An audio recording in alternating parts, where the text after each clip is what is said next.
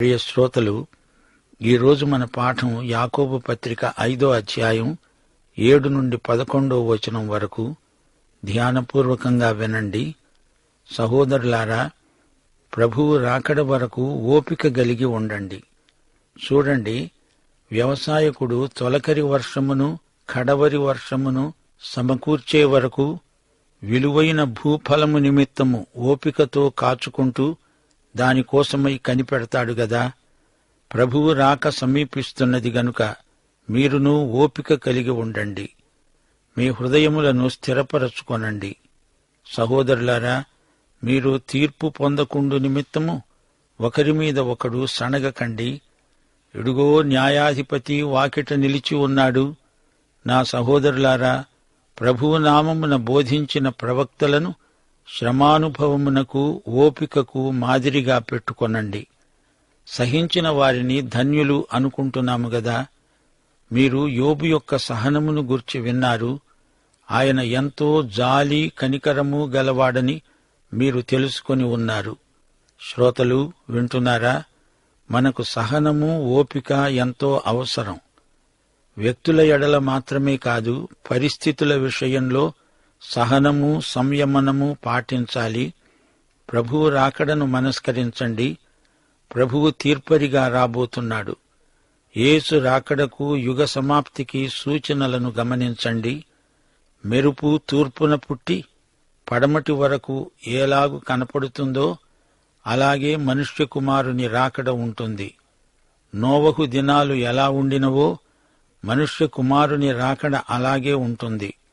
జలప్రళయము వచ్చి అందరినీ కొట్టుకుని పోయే వరకు వారికేమీ తెలియదు. అలాగే మనుష్య కుమారుని రాకడ ఉంటుంది. 1-2 తెస్సలోని పత్రికల్లో ప్రభువు రాకడ సూటిగా తేటగా ప్రకటించాడు పౌలు.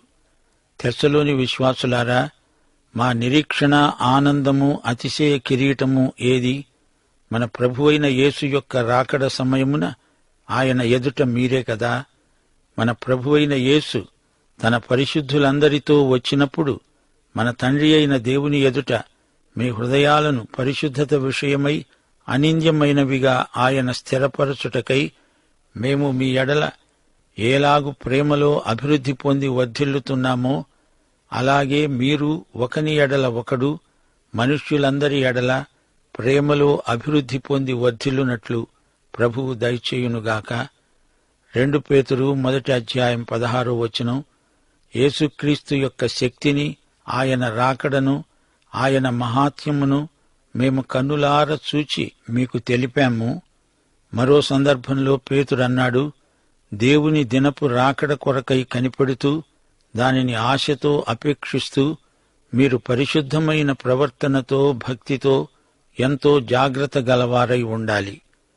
1 యోహాను 2వ అధ్యాయం 28వ వచనం. చిన్నపిల్లలారా, ఆయన అనగా యేసుక్రీస్తు ప్రత్యక్షమగునప్పుడు ఆయన రాకడయందు మనము ఆయన ఎదుట సిగ్గుపడక ధైర్యము కలిగి ఉండునట్లు మీరాయన యందు నిలిచి ఉండండి. తొలకరి వర్షం ఎండి బీటలు వారిన భూమిని తడుపుతుంది, పదును చేస్తుంది. విత్తనాలు వేయడానికి భూమిని సిద్ధం చేస్తుంది. కడవరి వర్షం పంట సమయంలో ప్రోత్సాహకంగా తేలికగా కురుస్తుంది, అందరికీ ఆనందం కలిగిస్తుంది. కర్షకుడు మంచి పంట కోసం ఎదురుచూస్తాడు. అలాగే ప్రభువు రాకడ నిరీక్షణను బట్టి హృదయాలను స్థిరపరచుకోండి. ఒకరి మీద ఒకరు సణగకండి, ఒకరికొకరు తీర్పరులు కాకండి. మనందరికీ న్యాయాధిపతి అయిన ప్రభువు త్వరలో రానై ఉన్నాడు. ఆయన వాకిట నిలిచి ఉన్నాడు.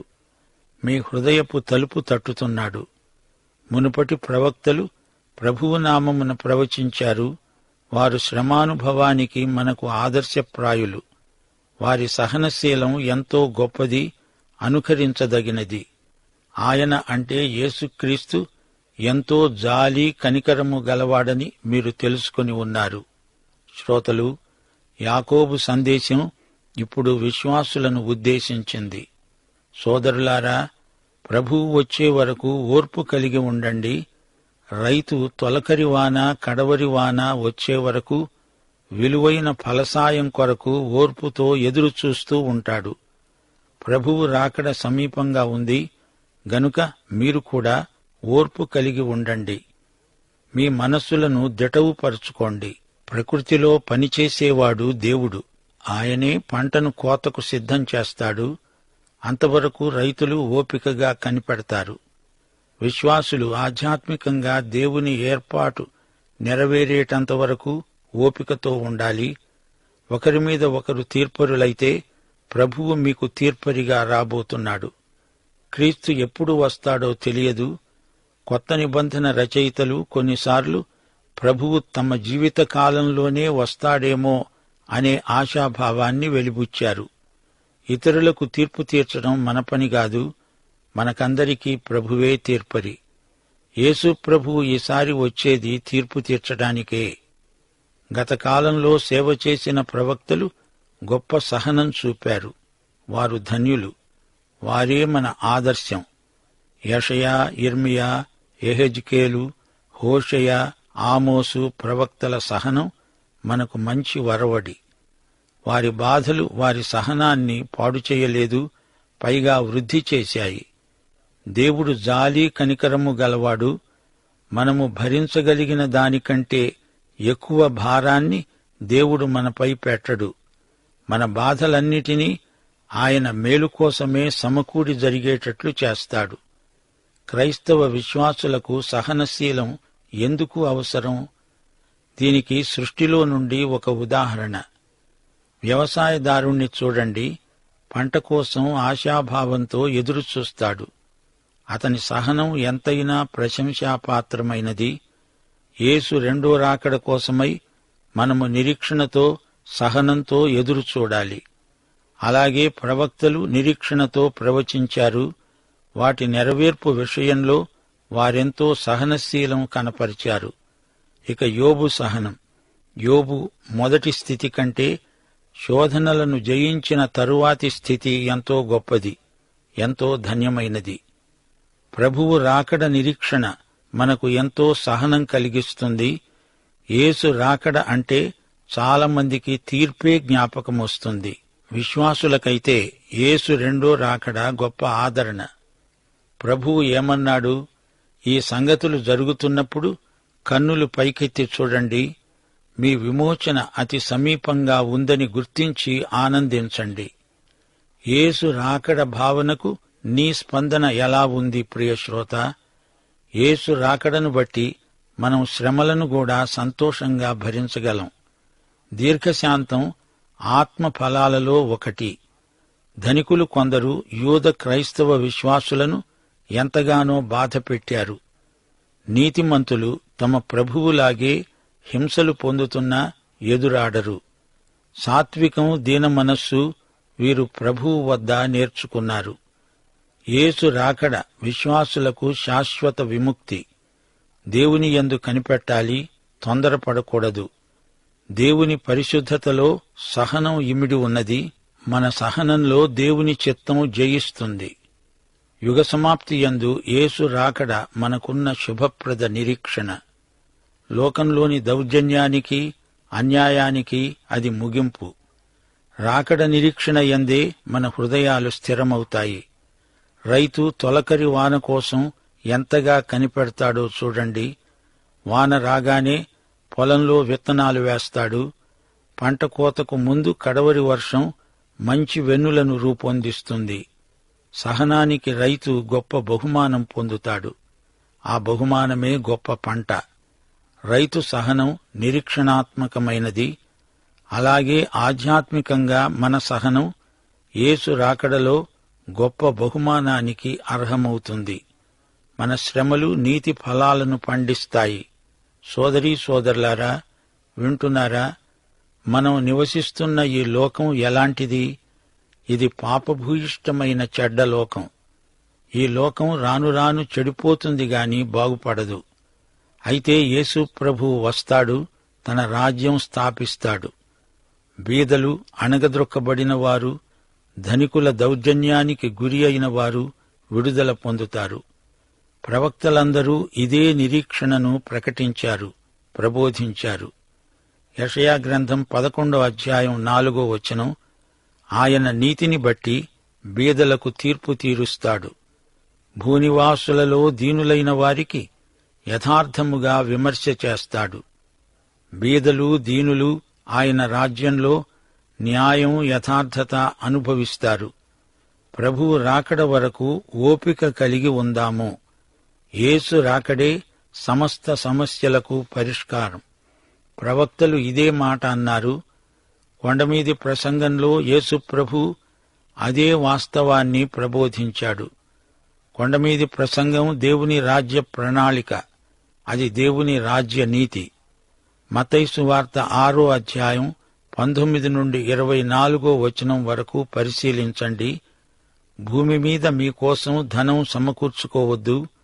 ఇక్కడ చిమ్మెట తుప్పు తినివేస్తాయి, దొంగలు కన్నం వేసి దొంగిలుతారు. పరలోకంలో ధనం సమకూర్చుకోండి. నీ ధనమెక్కడ ఉంటుందో అక్కడే నీ హృదయం ఉంటుంది. ఎవడూ 2 యజమానులకు దాసుడుగా ఉండనేరడు. అతడు ఒకణ్ణి ద్వేషించి ఒకణ్ణి ప్రేమిస్తాడు, లేదా ఒకని పక్షముగా ఉండి ఒకణ్ణి తృణీకరిస్తాడు. మీరు దేవునికి సిరికి దాసులుగా ఉండనేరరు. వ్యవసాయకుడు అనగా రైతు తొలకరి వర్షమును కడవరి వర్షమును సమకూడే వరకు విలువైన భూఫలము నిమిత్తము ఓపికతో కాచుకొని ఉంటాడు. దానికోసమే కనిపెట్టుకొని ఉంటాడు గదా. కర్షకుడు విత్తనాలు చల్లుతాడు. విత్తనం వెయ్యగానే పంట రాదు. ఓపికతో కనిపెట్టాలి. పంట వస్తుంది అనే నిరీక్షణ అతనికుంది. మనం సువార్త ప్రకటిస్తున్నామంటే విత్తనాలు వేస్తున్నాము. యుగ సమాప్తిలో పంట కోత. లూకాసు వార్త 10వ అధ్యాయం 2వ వచనంలో ప్రభు అన్నాడు, కోత విస్తారముగా ఉన్నది, గాని పనివారు కొద్దిమందే. కాబట్టి కోత యజమానుణ్ణి తన కోతకు పనివారిని పంప వేడుకొనండి. యేసు ప్రభు ఈ మాట అన్నప్పుడు అది ఆ యుగానికి సమాప్తి సమయం. ఇశ్రాయేలులో నశించిన గొర్రెల వద్దకే వెళ్లమన్నాడు. గాని ఇప్పుడు ఈ యుగ సమాప్తి కాబోతోంది. ఇప్పుడు సమస్త ప్రజలకు సువార్త ప్రకటించాలి. ఈ యుగ సమాప్తి కోత సమయం. ప్రభువు ధర్మశాస్త్ర యుగం ముగించాడు. అప్పుడు కృపాయుగం ఆరంభమైంది. ఇప్పుడు కృపాయుగం ముగింపునకు రాబోతోంది. అది కోతకాలం. మనమిప్పుడు విత్తనాలు వేస్తున్నాము. ప్రతి యుగాంతంలో తీర్పు ఉంది. ప్రస్తుత యుగం ముగింపులో తీర్పు రాబోతోంది. మత్తయి సువార్త 13వ అధ్యాయం. యేసు ప్రభువు దేవదూతలను పంపి పంటను పోగు చేయిస్తాడు. విశ్వాసులు పంట కొయ్యరు, విత్తనాలు వేస్తారు. యేసు ప్రభువు గోధుమలను గురుగులను వేరుపరుస్తాడు. అయితే మనమిప్పుడు సువార్త ప్రకటిస్తున్నామంటే విత్తనాలు వేస్తున్నాము, విత్తుతున్నాము. యేసు ప్రభువుకు మనం జతపనివారము. విరివిగా విత్తనాలు వేస్తాము. ఈ రోజున మన పని విత్తనాలు వేయడం. దేవుని వాక్యం ప్రకటిస్తున్నాం, విత్తుతున్నాము. అంతకంటే గొప్ప పని మరేమున్నది? విత్తనాలు నాటుతున్నాము. కొన్ని విత్తనాలు మంచి నేలలో పడతాయి. దేవునికి స్తోత్రం. ప్రియ శ్రోతలు, విత్తనాలు బాగా వెయ్యండి. గురుగులకు జాగా లేకుండా విత్తనాలు చల్లండి. ప్రభువు రాకడ వెలుగులో జీవించండి, సేవించండి. ప్రభువు తీరా వచ్చేటప్పటికి నీవు ఎవరికైనా తీర్పు తీరుస్తూ సణుగుతూ గుణుగుతూ ఉంటావేమో. నీవా తీర్పరివి లేక ప్రభువా? ఆయన వచ్చేస్తాడు, జాగ్రత్త. ఆయన తీర్పునకు నీవు గురి కాకుండా అప్రమత్తంగా ఉండు. ముందు నీ ఇల్లు చక్కబెట్టుకో. ఆయన వచ్చేలోపుగా నీవు సిద్ధపడి ఉండాలి. ఆయన రాకడతో అన్నిటికీ కుదురుబాటు కాలం వస్తుంది. విశ్వాసులు ఈ వాస్తవాన్ని నిర్లక్ష్యం చేయకూడదు. ఈ విషయంలో మునుపటి ప్రవక్తలు మనకు మార్గదర్శకులు, ఆదర్శప్రాయులు. వారే మనకు మాదిరి. వారెన్నో శ్రమలు, హింసలు అనుభవించిన సహనశీలురు. యోబు సహనాన్ని ఒక్కసారి ఆలోచించండి. మీరు యోబు గ్రంథమంతా విన్నారు గదా. యోబు తన కష్టాలలో, కడగండ్లలో నేర్చుకున్న పాఠం సహనం. అతడు నీలాంటి నాలాంటి మనిషే. అతనికి స్వతహాగా సహనం లేదు, దేవుడు నేర్పాడు. శ్రమల బడిలో సహనం నేర్చుకున్నాడు. యోబే కాదు, మనం కూడా ప్రభువు జాలి కనికరము గలవాడని నేర్చుకున్నాము. దేవునికి స్తోత్రం. యోబుకు ఆయన చూపిన జాలి కనికరం ఎంతో గొప్పవి. ప్రియ శ్రోతలు, యాకోబు పత్రిక 5వ అధ్యాయం 9-11 వరకు క్రైస్తవ సహోదరత్వంలో ఒకరి పట్ల ఒకరికి ఉండవలసిన వైఖరులను గురించి యాకోబు మాట్లాడాడు. సహోదరులారా, సణగకండి, సహించండి. శ్రమానుభవం అప్పటి ప్రవక్తల దగ్గర నేర్చుకోండి. వారు ప్రభువు నామమున బోధించిన దైవజనులు. వారి మాదిరిని అనుసరించండి. విశ్వాసులైన మీరు ఒకరి మీద ఒకరు సణుక్కుంటున్నారా? మీ కుటుంబ వాతావరణం ఎలా ఉంది? భార్యాభర్తల మధ్య ప్రేమ సంబంధం వృద్ధి అవుతోందా? మీ పిల్లలను మీరెలా పెంచుతున్నారు? తల్లిదండ్రులైన మీ యందు మీ పిల్లలకు నమ్మకం ఉందా? వారు విధేయులై మిమ్ములను ప్రేమిస్తున్నారా? పరస్పర సహనం, ఓర్పు లేనిదే కుటుంబ సంబంధాలు విచ్ఛిన్నమైపోయే ప్రమాదం పొంచి ఉన్నది. జాగ్రత్త. భార్యాభర్తల మధ్య సులభంగా అపోహలు, అపార్థాలు చోటు చేసుకుంటాయి. జాగ్రత్తగా ఉండాలి. పిల్లలు కూడా పరస్పరం కలహించుకుంటూ తల్లిదండ్రులకు తలనొప్పి తెచ్చిపెడతారు. మన క్రైస్తవ సౌశీల్యానికి కుటుంబమే పరిశోధన శిబిరం. కుటుంబ జీవితంలో చిన్న చిన్న వివాదాలు చిలికి చిలికి గాలివానలై పెను తుఫానులైపోతాయి. కనిపెట్టి చూడండి. ఏమీ లేదు. హృదయంలో దేవుని కృప నిండుగా ఉంటే పరిష్కారం సునాయాసమవుతుంది. గృహసీమలో అందరూ సహృదయంతో మెలగాలి. 101వ కీర్తన 2వ వచనంలో దావీదన్నాడు, నా ఇంట యథార్థ హృదయముతో నడుచుకుంటాను. వృత్తి వ్యాపారాల్లో, జీవన వ్యవహారాలలో సంయమనం పాటించాలి. అబ్రహాము, లోతు ఎలా సమస్యను పరిష్కరించారు? ఈ విషయంలో అబ్రహాము మనకు మంచి మాదిరి. ఆదికాండం 13వ అధ్యాయం 8వ వచనం అబ్రాము అన్నాడు, ఇదిగో లోతు, మనము బంధువులము. నాకు నీకు, నా పనివారికి నీ పనివారికి కలహం ఉండకూడదు. నీవు వేరుగా ఉండాలి. నీవు ఎడమ తట్టుకు వెడితే నేను కుడి తట్టుకు వెడతా, నీవు కుడి తట్టుకు వెడితే నేను ఎడమ తట్టుకే వెడతా. ఆ విధంగా వారు వేరుపడ్డారు. మరి సంఘాలలో పరిస్థితులు ఎలా ఉన్నాయి? ఒకరి పట్ల ఒకరికి పరస్పర సదవగాహన, సహనము లేకపోతే సహోదరుల మధ్య అపోహలు మొదలవుతాయి. వ్యక్తిత్వాల మధ్య సంఘర్షణ తారాస్థాయికి లేస్తుంది. సంఘ క్షేమాభివృద్ధికి ఓపిక, సహనం ఎంతో దోహదపడుతుంది. సహోదరులారా, మీరు తీర్పు పొందకుండునట్లు ఒకరి మీద ఒకడు సణగవద్దు. సహోదరత్వానికి అభ్యంతరం కలిగించి పాపం చేయకండి. యేసు మనందరికీ తీర్పరి. ఆయన వాకిటనే నిలిచి ఉన్నాడు. మనమంతా ప్రభువు న్యాయపీఠం ముందు లెక్క అప్పగించవలసి ఉంది. ప్రభువు మన చర్యలను, మన ఉద్దేశ్యాలను గమనిస్తున్నాడు. సహోదరులారా, పాత నిబంధన భక్తుల మాదిరిని ఒక్కసారి తలపోయండి. సహించిన వారు ధన్యులు. ఇశ్రాయేలు జాతికి ప్రవక్తలు ఎనలేని సేవ చేశారు. ప్రవక్తల ద్వారా దేవుని ఆత్మ మాట్లాడాడు. ప్రవక్త మాటలను రాజశాసనాలు కూడా శిరసావహించాయి. అయినా ప్రవక్తలు ఎన్నెన్నో శ్రమలనుభవించారు, హింసలకు గురి అయ్యారు. కొత్త నిబంధన సంఘానికి ప్రవక్తల మాదిరి గొప్ప ప్రోత్సాహకం. వారు నమ్మకంగా ప్రభువు నామమున బోధించారు. మోషే, ఏలియా, మికాయా, యెషయా, ఇర్మియా, దానియేలు మొదలైన వారు మచ్చు తునకల్లాంటి ప్రవక్తలు. అపొస్తలుల కార్యములు 7వ అధ్యాయం 52వ వచనంలో స్టెఫను తన హతసాక్ష్య ప్రసంగంలో ఏమన్నాడు? ఇశ్రాయేలీయులారా, ముష్కరులారా, హృదయములను చెవులను దేవుని వాక్యమునకు లోబరచనొల్లని వారలారా, మీ పితరులు ప్రవక్తలలో ఎవరిని హింసించకుండా వదిలారు చెప్పండి. అలాగే ఈ రోజున కూడా విశ్వాసులకు శ్రమలు తప్పవు. అలనాటి ప్రవక్తల సాత్వికం ఈ రోజున మనకు అవశ్యం అనుకరణయోగ్యమైనది. యోబు శ్రమలు ఒకటా రెండా? శ్రమల వెంబడి శ్రమలు. అతని ఆస్తి, కుటుంబం, ఆరోగ్యం, పేరు ప్రఖ్యాతులు అన్నీ పోయాయి. అతని స్నేహితుల సూటిపోటి మాటలు, భార్య ఈసడింపు అన్నీ ఓర్చుకున్నాడు. ఓర్పు నేర్చుకున్నాడు. యోబు గ్రంథం 42వ అధ్యాయం 12వ వచనం, యెహోవా యోబును మొదట ఆశీర్వదించినంతకంటే మరి అధికముగా ఆశీర్వదించాడు. పాఠం ఇంతటితో సమాప్తం. ప్రభు అయిన యేసుక్రీస్తు వారి దివ్యకృప, తండ్రి అయిన దేవుని పరమ ప్రేమ, పరిశుద్ధాత్మ యొక్క అన్యోన్య సహవాసము, సమాధానము మనకందరికీ సదాకాలము తోడై ఉండునుగాక.